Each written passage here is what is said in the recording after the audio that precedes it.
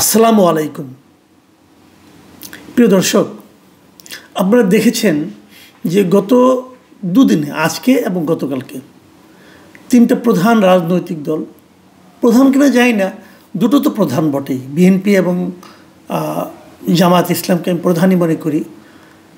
NCP আমার বিবেচনায় একটা অপ্রধান রাজনৈতিক দল, কিন্তু আমাদের অন্তর্বর্তীকালীন সরকার যারা নিজেদেরকে নিরপেক্ষ দাবি করছেন তাদের কাছে কিন্তু আবার এনসিপি একটা প্রধান দলের মধ্যে পড়ে তাদের বিবেচনায়। এখানে এক ধরনের পক্ষপাতিত্ব আছে বলে আমি মনে করি।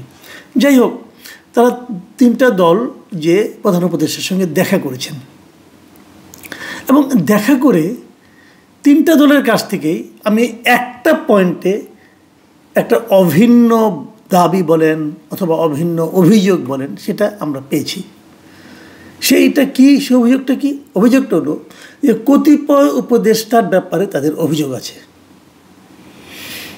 বিএনপি বলেছে যে কিছু কিছু উপদেষ্টা বিশেষ বিশেষ দলের প্রতি এক ধরনের আনুগত্য আছে অথবা এক ধরনের ভালোবাসা আছে, সম্পৃক্ততা আছে। জামাতও ঘুরে ফিরে একই কথা বলেছে এবং জামাত বলেছে আমরা প্রথমবারের মতো ওনাদেরকে জানালাম, ইনফর্ম করলাম এবং প্রধান উপদেষ্টা তাদেরকে বলেছেন আমি এটা দেখব, সিরিয়াসলি দেখব, এরকম। এবং এনসিপির প্রধান নাহিদ ইসলাম তো বেশ আগে বলেছিনি যে অনেক অনেক উপদেষ্টা তারা সেফ এক্সিট খুঁজছেন, বিভিন্ন পলিটিক্যাল পার্টি লিডারের সঙ্গে কথা বলছেন কীভাবে সেফ এক্সিট পাওয়া যায়। তার মানে সেফ এক্সিট কেন খুঁজবেন? তার মানে তাদের কর্মকাণ্ড নিয়ে আপত্তি আছে বলেই তো তারা সেফ এক্সিট খুঁজছেন। তাহলে আমরা দেখলাম যে সরকারের বিবেচনায় যে তিনটা দল প্রধান, তারা সবাই একটা অভিযোগ করেছেন যে এই উপদেষ্টা মণ্ডলীতে কেউ কেউ অথবা সবাই তারা একটা নিরপেক্ষ নির্বাচন করার যোগ্য নয়, কারণ তাদের মধ্যে নানা ধরনের পক্ষপাতিত্ব আছে, পক্ষপাত দুষ্টতা আছে। কারা আছে কেউ আবার নাম বলে না। সাংবাদিককে জিজ্ঞাসা করেছে, কেউ নাম বলে না, বলে বুঝে নেন। বোঝার দায়িত্বটা আমার আর অভিযোগ করার দায়িত্বটা তাদের। ভালো একটা সমস্যা, জনগণকে একটা মোটামুটি ওই জিগজ্যাগ পাজলের মধ্যে ঢুকাই দিছে যে তুমি এই কুইজের জবাব দাও, আমি কিছু কমু না, কিন্তু আমি অভিযোগ করব। যাই হোক, এগুলি আমাদের রাজনৈতিক নেতৃবৃন্দ যারা আছেন তাদের কৌশল কিনা জানি না, জনগণকে বিভ্রান্ত করার কৌশল কিনা সেটাও আমি বলতে পারবো না, এটা তারাই ভালো বুঝবেন। কিন্তু আমি আপনাদের কাছে একটা প্রশ্ন করতে চাই। সেই জিনিসটা হলো যে একজন উপদেষ্টা মানে কি? মন্ত্রী, কিন্তু রাষ্ট্রের অত্যন্ত গুরুত্বপূর্ণ একজন ব্যক্তি। উনি কোনো একটা দলের প্রতি অথবা এক বা একাধিক দলের প্রতি তার একটা অনুরাগ আছে, একটা বিরাগ আছে। এটা অবশ্যই আগামী নির্বাচনের জন্য একটা ক্ষতিকর প্রভাব ফেলতে পারে। কিন্তু এটা কি বেশি ক্ষতিকর, বেশি ঝুঁকিপূর্ণ নাকি একজন উপদেষ্টা উনি মিথ্যা বলে মানুষকে বিভ্রান্ত করতে চান, জনগণকে বিভ্রান্ত করতে চান, জনগণকে মিথ্যা কথা বলে একটা নির্দিষ্ট মতবাদের প্রতি ধাবিত করতে চান, সেটা বেশি ক্ষতিকর? এটা কিন্তু একটা জরুরি প্রশ্ন। এই কথাটা আমি বললাম কেন? আমাদের একজন উপদেষ্টা, বহুল আলোচিত উপদেষ্টা, ওনার নাম প্রায় বিভিন্ন প্রসঙ্গে এমনি চলে আসে। তিনি হলো আসিফ মাহমুদ সজীব ভুঁইয়া। এই ভদ্রলোক যুব ও ক্রীড়া বিষয়ক উপদেষ্টা, একই সঙ্গে এলজিআরডি মিনিস্ট্রির দায়িত্ব উনি পালন করেন। বয়সে সবচেয়ে ছোট, দায়িত্বে সবচেয়ে বড় মিনিস্ট্রিটা তাকে দেওয়া হয়েছে। এটা খেলাধুলা আর কি, বুঝছেন না? আমাদের প্রধান উপদেষ্টার খেলাধুলা এগুলো যে উনি দিয়েছেন ওনাকে। এই ভদ্রলোক পরশুদিন সোমবার দিন ওনার ভেরিফাইড ফেসবুক পেজে একটা পোস্ট লিখেছেন।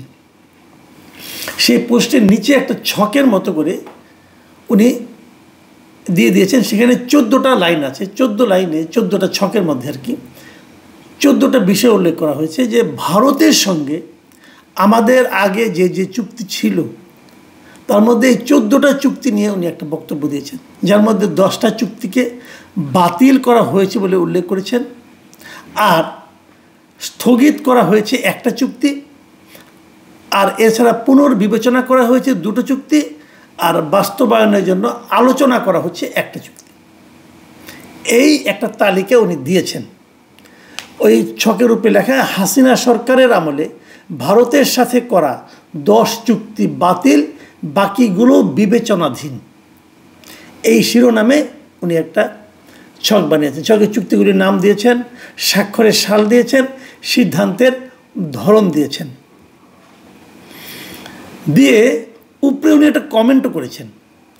সেই কমেন্টের মধ্যে উনি কী লিখেছেন, তিনি লিখেছেন, কমেন্টে উনি লিখেছেন যে অন্তর্বর্তী সরকারের দায়িত্ব নেওয়ার পরেই চুক্তিগুলো নিয়ে আলোচনা শুরু হয় এবং যথাযথ পর্যালোচনার মাধ্যমে এই সিদ্ধান্ত নেওয়া হয়। এই ধরনের একটা পোস্ট যখন উনি দিয়েছেন, দেওয়ার পর স্বভাবতই আমাদের এখানে যে সমস্ত লোক মানে আপনার ভারত বিরোধী কথা শুনতে পছন্দ করে, সত্য হোক মিথ্যা হোক বানিয়ে বানিয়ে বললে হলো, যারা পছন্দ করেন তারা একদম হুমড়ি খেয়ে পড়েছেন, আহা কি দারুণ কাজ করেছে অন্তর্বর্তী সরকার, বিশাল একটা কাজ করেছে, অ্যাটসেট্রা অ্যাটসেট্রা চলেছে। পরের দিন মানে গতকালকে আমরা কি দেখলাম, গতকালকে পররাষ্ট্র বিষয়ক উপদেষ্টা তৌহিদ হোসেন উনি বলেছেন, উনি এক সাংবাদিকদের জিজ্ঞাসা করার ফলে উনি একটা ব্রিফিংয়ে বলেছেন, সাংবাদিকদের প্রশ্নের উত্তর উনি বলেছেন যে ভারতের সঙ্গে 10টি চুক্তি বাতিল করা হয়েছে বলে যে দাবি করা হয়েছে সেটা সঠিক নয়। ভালোভাবে আপনারা ভুল শুনছেন না, কিন্তু একজন উপদেষ্টা বলছেন 10টা চুক্তি বাতিল করা হয়েছে এবং আরও অনেকগুলি স্থগিত করা হয়েছে, অনেকগুলি পুনর্বিবেচনা করা হচ্ছে বলে বিশাল একটা মোটামুটি একটা মাঠ গরম করে ফেলেছেন।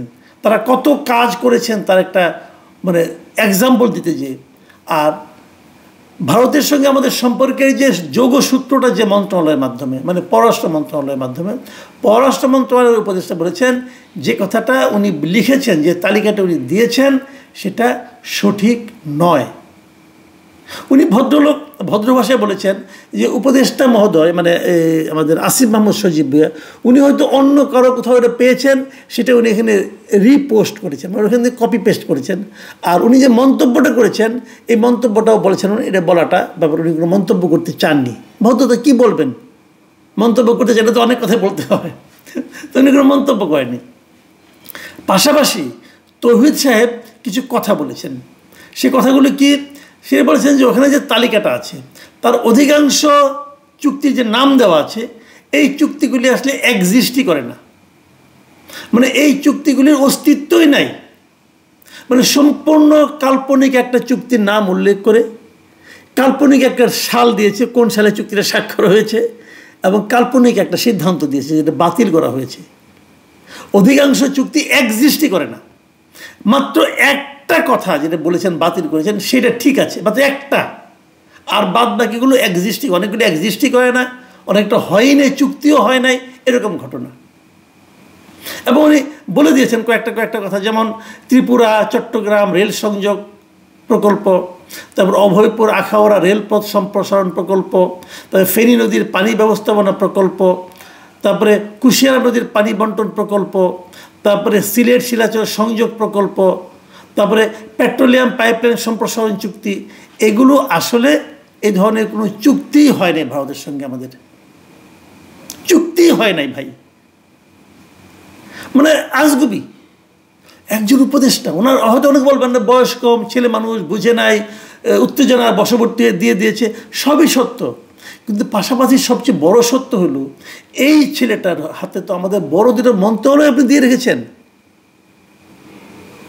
আপনি কি দিবেন আপনার শিশুপুত্র যাকে আপনি খুব আদর করেন তার হাত থেকে আপনি পিস্তলটা তুলে দিবেন?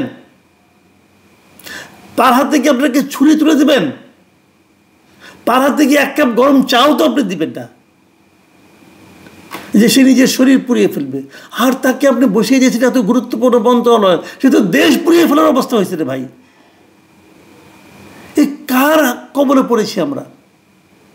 মানে একেবারে ভুয়া, হাস্যকর। আমার কাছে যে জিনিসটা সবচেয়ে ভয়ঙ্কর লেগেছে, মানে এরা কতটা দুর্বিনীত আচার আচরণের দিক দিয়ে, চিন্তা ভাবনার দিক দিয়ে। সোমবার দিন উনি পোস্ট করেছেন, মঙ্গলবার দিন উপদেষ্টা মহোদয় মানে পররাষ্ট্র উপদেষ্টা বললেন যে এগুলো ঠিক না, একটাও ঠিক না। আজকে বুধবার দিন আমি এটা যখন করছি, আমি আজকেও দেখছি তার ভেরিফাইড ফেসবুক পেজে ওই পোস্টটা এখনও আছে। তার মানে উনি এটাকে অন করছেন। এই হলো দেশের অবস্থা। তো আমাদের রাজনৈতিক দলগুলো গিয়েছেন, বলেছেন কারা কারা পক্ষপাতদুষ্ট। এই ভদ্রলোকের এই যোগ্যতাকে, এই কর্মকাণ্ডকে আপনি কী বলবেন? আমার ধারণা তারা যে পক্ষপাতদুষ্টতার অভিযোগ তুলেছেন তার মধ্যে এই ভদ্রলোক আছেন, কিন্তু তার সঙ্গে যুক্ত হয়েছে অযোগ্যতা, যুক্ত হয়েছে ক্ষতিকর অযোগ্যতা। কিছু কিছু লোক আছে কোনো কাজ করতে পারে না, সে অযোগ্য। আর এ তো ভুল কাজ করে, উল্টাপাল্টা কাজ করে, এবং আমাদের প্রতিবেশী দেশের সঙ্গে সম্পর্ক মানে চরম খারাপ করার জন্য এই সমস্ত দুই একটা ঘটনাই যথেষ্ট। আপনি কত বড় বীর হয়ে গেছেন ভাই, যে আপনি এই ধরনের কাজ, অপকর্ম, এই ধরনের মানে প্রতিবেশীর সঙ্গে সম্পর্ক নষ্ট করার মতো রিস্ক নিতে পারেন। আমরা কি এটা করতে চাই? কেন করবো আমরা? আমি ভারতকে অপছন্দ করতে পারি, তাহলে আপনার ভারতের সঙ্গে পায়ে পাড়া দিয়ে ঝগড়া লাগাবেন? এই দায়িত্ব তো আপনাকে কেউ দেয় নাই রে ভাই, এই এখতিয়ারও আপনাকে কেউ দেয় নাই। আমি খালি একটা কথাই বলবো, যে মাথায় রাখতে হবে যে আপনাদের হাতে আমরা দেশটা তুলে দিয়েছি, আপনি দেশটাকে ডুবিয়ে দেওয়ার অধিকার আপনাকে আমরা দিইনি। আমি মনে করি এদের ব্যাপারে আমাদেরও এখন সতর্ক হতে হবে, আমাদেরও কণ্ঠ উচ্চকিত করতে হবে। প্রিয় দর্শক, এখন এই পর্যন্তই। আল্লাহ হাফিজ।